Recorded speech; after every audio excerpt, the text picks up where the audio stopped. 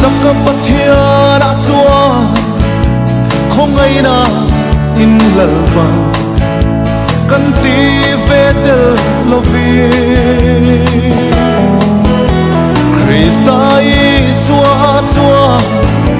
min lo tin tirta amakin aro puye limin kasai sela Abraham pathia oh Isaka pathia Sakopa pathia ni po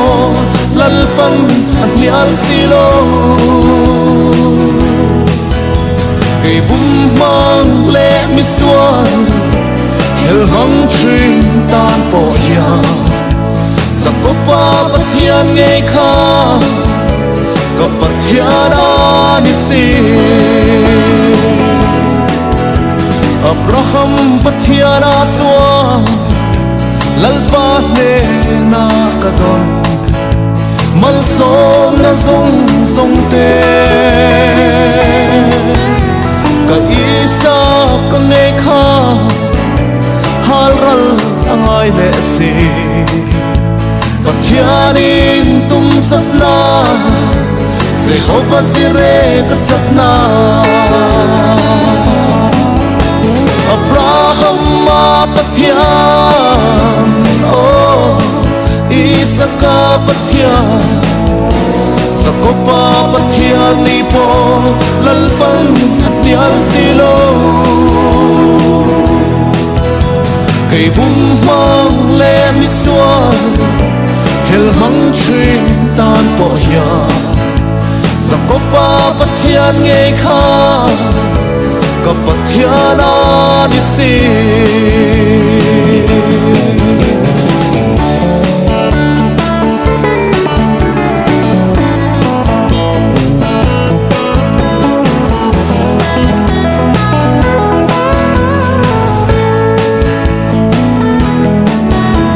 Sakop pathiana chua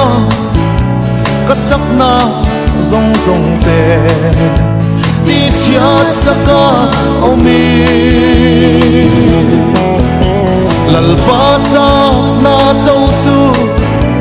kalau man thiam thei na ka ke min ti pai ta nun tam ka nei thei na Abraham pathian oh Isaka pathian Sakopa pathian ni po lalpan anyal silo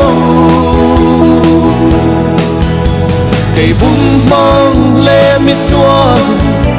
hel hang trin tan po ya Sakopa pathian ngay kha Kapathiana nisi Abraham pathian oh Isaka pathian Sakopa pathian ni po lalpan anyal silo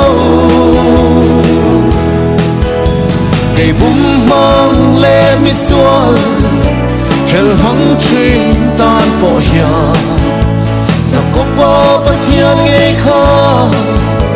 Kapathiana nisi Kay bumang le miswan